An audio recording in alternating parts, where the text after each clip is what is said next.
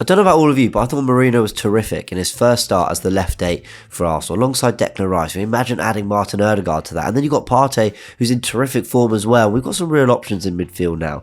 And I think we needed to see that performance from Merino in a big game, and we certainly got it. So well done to him. But as well as Arteta, I think probably being really happy that we've got someone in Merino who's comfortable in tight spaces, who gives us a left-footed option out there as well, whereas Rice is a right-footer playing box-to-box, and you just got a different sort of dynamic on that side, who might help Martinelli, link up with Calafiori. All this stuff is great, but Nicolas Jover is going to get a lot out of having Mikel Merino in this side as well, and he certainly did in this game against Liverpool, because what we're going to talk about, I know you're all thinking about it now, the goal he scored, but also the missed chance he had that was very similar to the goal he scored. We're going to analyse that here on the tactical pad. Arsenal also using him as an outlet, going long when Declan Rice had the ball in moments to bypass the Liverpool defence. There were moments from sort of set pieces that weren't in dangerous areas where, again, we wanted to get up the pitch, and Mikel Merino was our target using his aerial ability. And Arsenal managed to get a lot out of it against Liverpool in this game, as well as all his technical quality on the ball. So let's break it down by showing you first the chance he actually missed when I think it was 1-1, and Arsenal started to look really dangerous from set pieces. And Declan Rice here has the ball slightly wide of the penalty area. And what you've got is Kai Havertz in front of Gabriel, who's in front of Partey, and Merino's there at the back post. Now, the two players who are actually going to end up in the best positions to attack this ball are Leandro Trossard and Mikel Merino. And what you've got in these three players here, Thomas Partey, Gabriel, and Kai Havertz, is not so much decoy runs, but players who are going to use their height and strength, because those three are actually the three tallest and possibly strongest of those five players in the penalty area there. But what those three are going to do is actually use their physical presence to make the space needed for Leandro Trossard and Mikel Merino to attack the penalty area, rather than being the ones who, with their height and stature, are going to necessarily attack the ball. So, Rice, what he does first is he gives a signal. So he doesn't move, but it triggers, let's play it on a little bit, Kai Havertz to move in between Robertson and Nunez. He gets in between those two to ensure that the near post is kind of covered and that they're being worked. Then you've got Gabriel, who's got in front of Van Dijk, Partey's got in front of Gravenberch, and Merino's just managed to make his way in front of Konate. Now the run, as you can see, they start, let's bring it back to the start, they start all in an offside position, and the signal from Rice is, I'm going to take the corner, the free kick in less than a second here, now get yourselves onside. So he gives the signal, and they make their way into those positions. Rice makes his way forward, and just before the ball gets into the penalty area, Havertz is occupying Robertson and Nunez, so they can't defend the near post too easily. Gabriel's keeping an eye on Van Dijk, but actually the ball moves beyond both of them. And Partey's put himself in a position beyond Gravenberch, and Merino has got that run on Konate. Into the box, and he puts it wide. And who did we mention were the two players that were actually going to end up in the positions to attack it? It was Trossard, and it's Merino. Now, eventually they score. So let's show you this. This is the goal.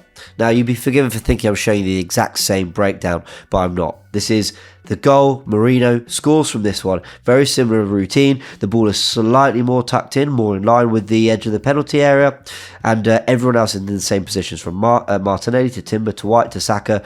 Everyone is in the exact same positions. The Liverpool, defensive line is set up in exactly the same way. Only Arsenal have made a slight tweak. We'll show it in yellow again. Partey, who was third in that list of four, has now moved to the very front, and that means that Havertz and Gabriel are slightly different positions, but Merino and Trossard are going to be doing the exact same thing, which is basically, if we clear it here, the run from Merino and the run slightly curved from Trossard into an area around there. Let's show it how it all breaks down, because this time they do something different. This area of the pitch here, I think they believe that basically Rice is going to bypass this. His cross is so good that they don't need to worry about stopping Nunez and Robertson, because quite frankly the flight of the ball and the height is going to stop them. So what Partey, Havertz and Gabriel do instead is actually get more into the zone, which I think is probably around here. They get more into the zone that Merino and Trossard can attack to ensure they've got even more space for a cleaner header. It's the same routine. He gives a signal, Rice. That moves them all into position. But as you can see, Partey, we've honestly recreated this as perfectly as I possibly can to show you the movement of the positions and where the players are. You can see that Partey doesn't move to the near post to deal with Nunez and Robertson. He's actually still defending a similar area, as does Gabriel, but they're all a lot closer to Konate and Gravenberch to ensure that Merino has that run. Ball goes into the box, and once again Merino's in front of Konate. You've got Gabriel, who's now getting in front too. Trossard's making his way to the back post. As you can see, he makes his way in front of Trent Alexander-Arnold.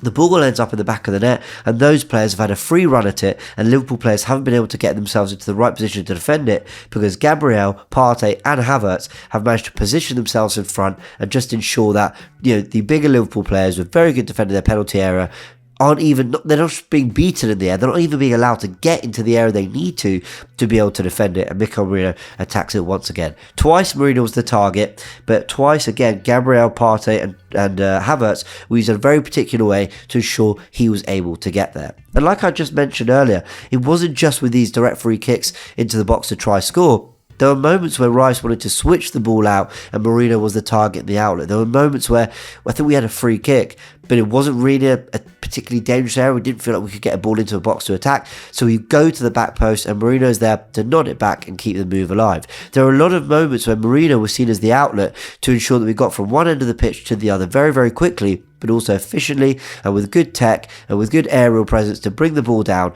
and ensure that Arsenal could get playing in the final third. And I really think that Jover is going to have a lot of fun with Mikel Merino this way because, yes, he's technically very gifted.